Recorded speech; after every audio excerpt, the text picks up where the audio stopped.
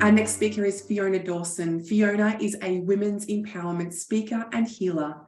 She inspires disempowered women who love too much to reclaim their personal power so that they can rise again restored. Today, Fiona is presenting on Rise Again, 3 ways to reclaim your personal power. Please join me in welcoming Fiona to the stage. Do you know that there is an addiction that is as powerful as alcohol and drugs, yet is completely invisible and is no less insidious than these well-known addictions? So what is it, you may ask? Loving too much or love addiction. A woman who loves too much seeks love from a partner who is unavailable either through alcoholism, narcissism, rage, or a multiple of other personality problems. Have you ever felt like your life and your relationships were just one train wreck after another? That you were constantly being derailed? Would now be a good time to get your life back on track? But be aware that this track to recovery is not fast. But compared to my 40 years, I'm sure you'll do better. I was just a slow learner. I would test out my mistakes multiple times just to be certain they were mistakes. Is this your story? Or would you like to learn from my painstaking experience?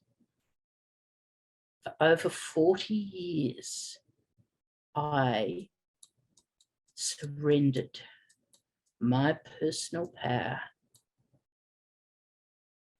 But now I have reclaimed it and learned to love myself.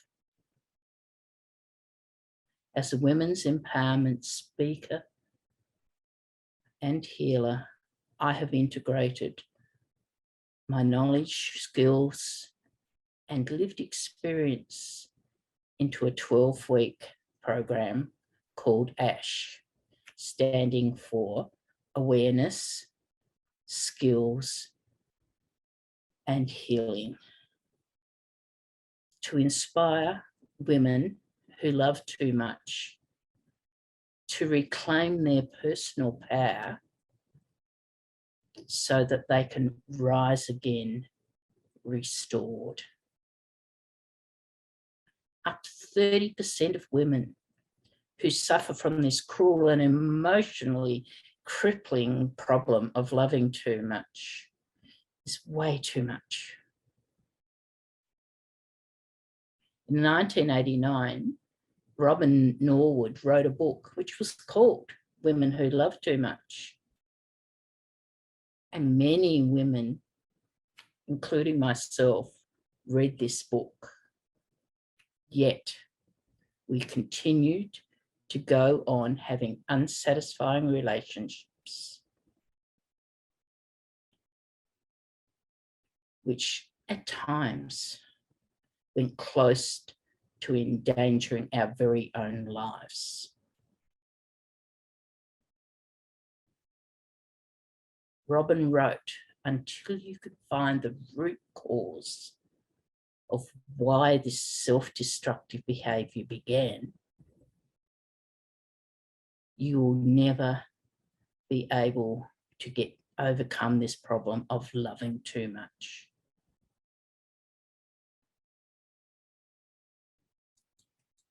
Just let me tell you my story.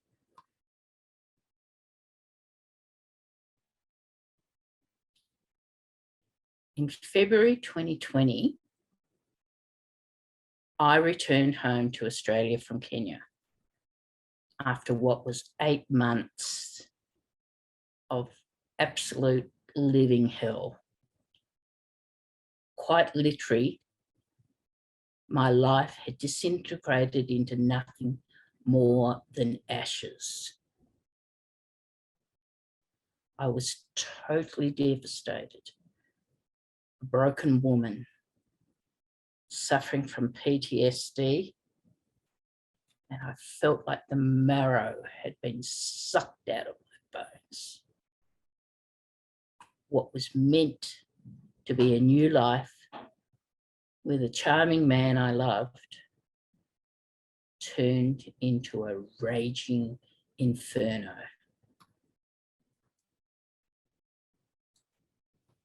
In 2017, I met my partner online, and a friendship grew into a romance. I travelled to Kenya in 2018 to meet him, and generally things went pretty well. I noticed that he liked to drink, but I didn't register that it was a problem at this time. I should have seen that red flag. He persuaded me to build a house in Kenya, since economically it was more sensible than staying in hotels. What I thought would be a small bungalow ended up being a 4-bedroom mansion. Again, I should have seen that red flag. During construction, I headed back to Australia to pack up my life and return to Kenya, where I believed I would spend the rest of my life. However, while back in Australia, I received repeated calls from him to settle bar bills. His phone had been surrendered as security and would not be returned to him until the bill was paid, which meant, of course, that he would not be able to contact me. How many more red flags would I have to see before I recognised that there was a problem? Or, as I was a woman who loved too much, the truth was I was blind to all of them. I returned to Kenya again, of course, believing this would be my best life, to receive little or no affection, only demands of, "What did you buy me?" His drinking worsened, or had it? Had I been blind to that red flag? He began staying out until 4 a.m. in the morning. He became very belligerent, and he started hitting me with frightening rage. The first time, I truly feared for my life, trying to kick and push and get him away from me as he sat on me and tried to strangle me. My screams could be heard from over a block away. The next day, he was all apologetic, but the drunken violence that left me battered and bruised didn't stop. I was stuck in a pattern of codependence. I feared being abandoned by the man I loved, despite him attacking me each time he came home drunk. I forgave him with each apology, but it kept on happening. And each time, the beatings got worse.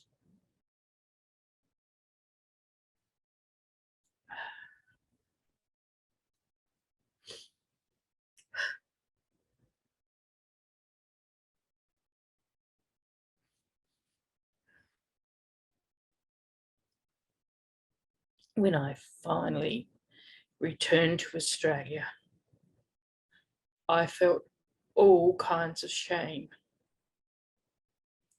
for allowing my life to be overpowered this way that I did. Oh, those red flags. Why did I continually ignore them? But no longer. I was not going back. I started the slow process of recovery while in a women's homeless shelter. I sought psychological support together with investing a lot of personal development and coaching.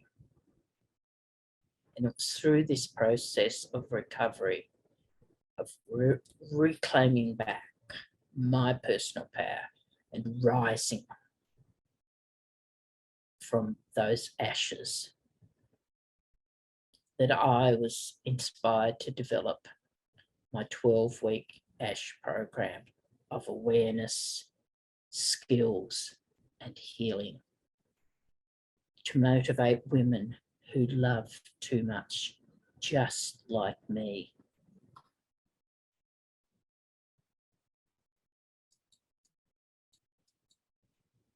To reclaim back their personal power.